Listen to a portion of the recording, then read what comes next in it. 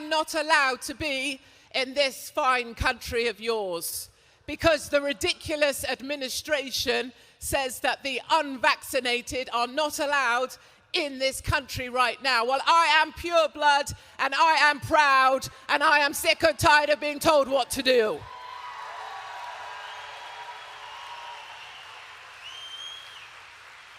I believe, ladies and gentlemen, that I have no moral obligation to follow made-up rules made up by an irrational old man who was installed in the White House and is not the rightful president of this country. That was far-right pundit Katie Hopkins, and she claims that she entered the United States illegally, all to evade America's vaccine requirement. We'll get to that in just a second, because Katie isn't done yelling yet, and things are going to get even weirder. The time for waiting for permission is over, and the time for waiting for an answer is through.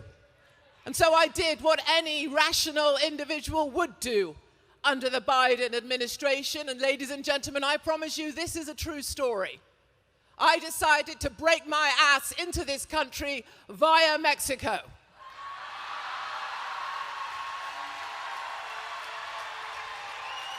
Come at me.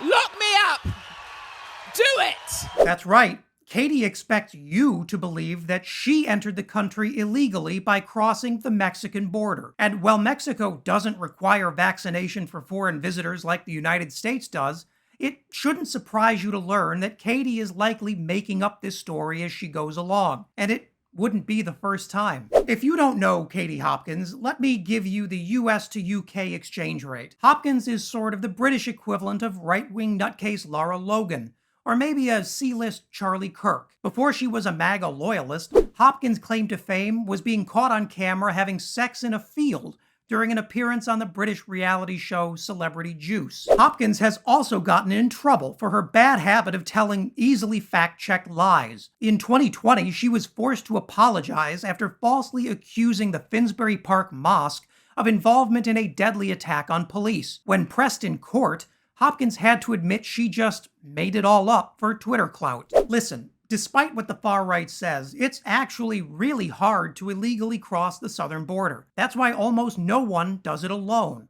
Instead, migrants spend their entire life savings to hire professionals just for the mere chance to cross successfully. Yet, Katie wants you to believe she rolled across without any planning at all.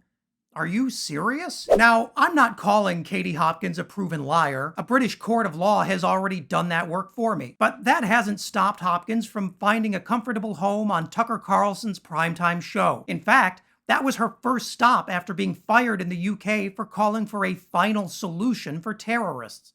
So apparently the column that you wrote and the conversation that we had were reported as hate crimes in Great Britain? Yes. That's absolutely correct. The column I wrote, which was really quite heartfelt, about walking through the city after the attacks, feeling ourselves being pushed under by a terrorist. It was kind of a soft, thoughtful piece.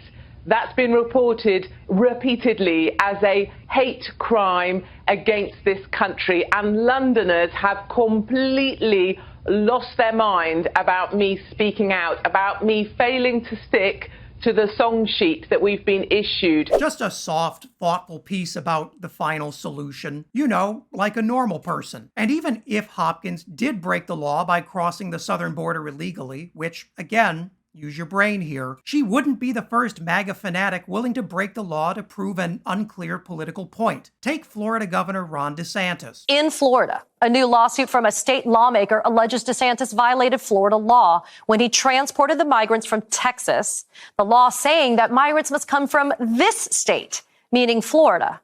There is also a class action lawsuit in Massachusetts, which accuses DeSantis of a premeditated, fraudulent, and illegal scheme to mislead migrants onto a plane.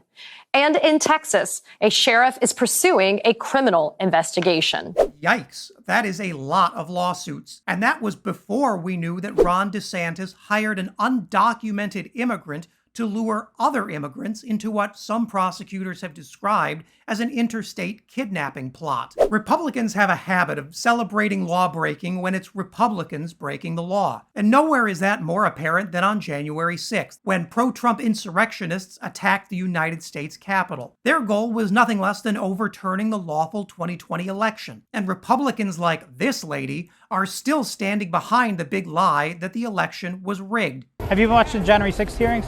I have. What do you think? I think they're a bunch of bull. Why? Well, because do you have both sides, or are you getting one side of the story? You mean like the side that attacked the Capitol? You really believe that happened? I was there. Okay. I have a lot of people that were there too. And saw things that it wasn't what they say it was. And it isn't just rank-and-file Republicans who think the January 6th attack was a good thing. Here's former President Donald Trump pledging to pardon the insurrectionists if he's reelected in 2024. Because remember, in his mind, these men and women aren't federal criminals, they're patriots, and they've been treated very unfairly. If I run and if I win, we will treat those people from January 6th fairly. We will treat them fairly.